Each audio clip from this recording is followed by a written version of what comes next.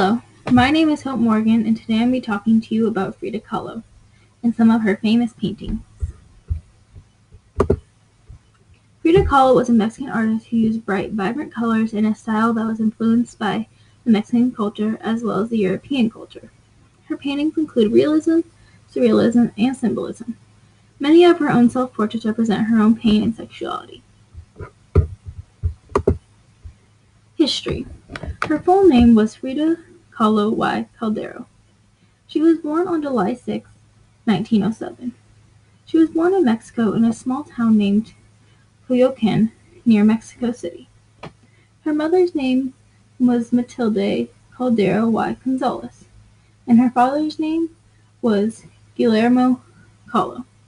Her parents weren't very happily married, but they did have 4 children, one being Frida, and her 3 other sisters. Frida was surrounded by all girls, and she did not like that, so she was closest with her with her father.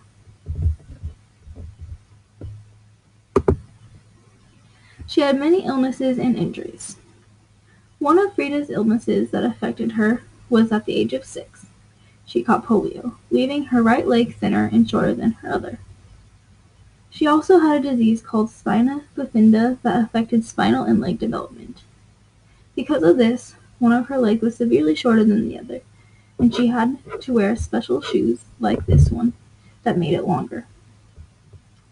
At the age of 18, Frida had an accident that changed her life. She got in a car crash while on the bus, leaving her with steel handrails sticking through her stomach. The handrail had to be taken straight out of her stomach on the scene. Her spine, pelvis, collarbone, ribs, and right leg and foot also were broken from the accident. This picture represents Frida laying in her bed with her huge cast on. She could not move, so her mom built her a canvas that she could paint from while laying down. How the accident changed Frida. After the big accident, Frida was stuck in bed because she couldn't move. This is when she began her painting career. Her father also was a painter, and she had seen him paint, so that gave her the idea to try it. She began painting portraits of her family and herself. This is one of her first portraits of her father and mother. Now I'm going to show you some of Frida's famous paintings. I chose 3. This one was very interesting, and that's why I picked it. The Loving Embrace of the Universe is the name of this painting. This painting was done in 1949. It's a symbolic oil painting, and it represents surrealism. This painting has many representations inside of it. As you can see, it represents day and night. On the left side, you can see this is the night. It is dark and there is a moon in the sky. On the right side, you can see this represents the daytime. It is light out and there is a sun in the sky. It also represents life and death.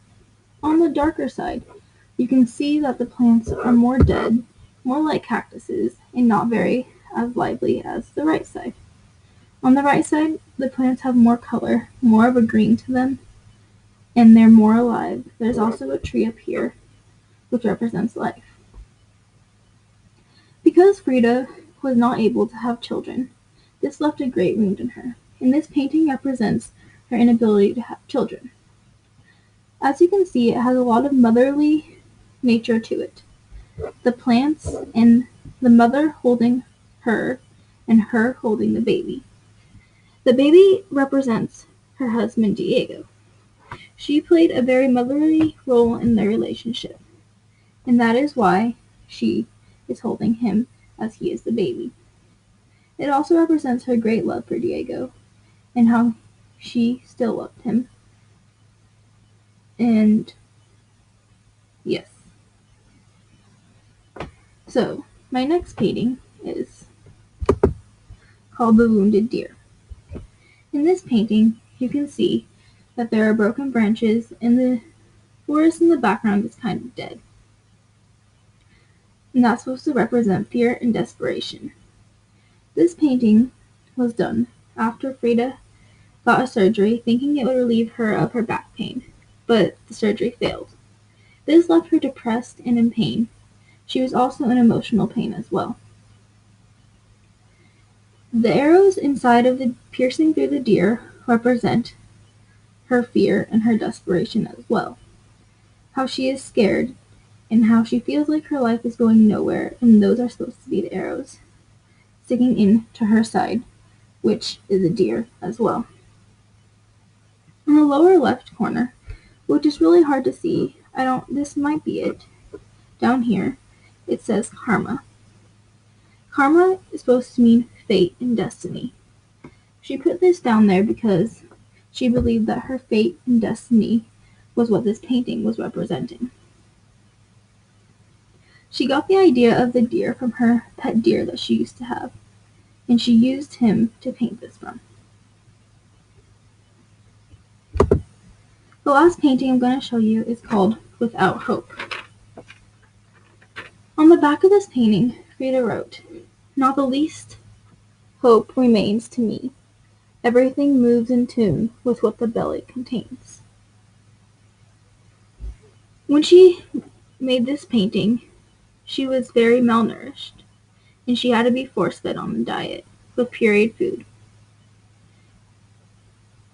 The skulls and animal bones and animal pieces of bodies up here that she is puking out is supposed to represent that her force-fed diet and how she did not like it.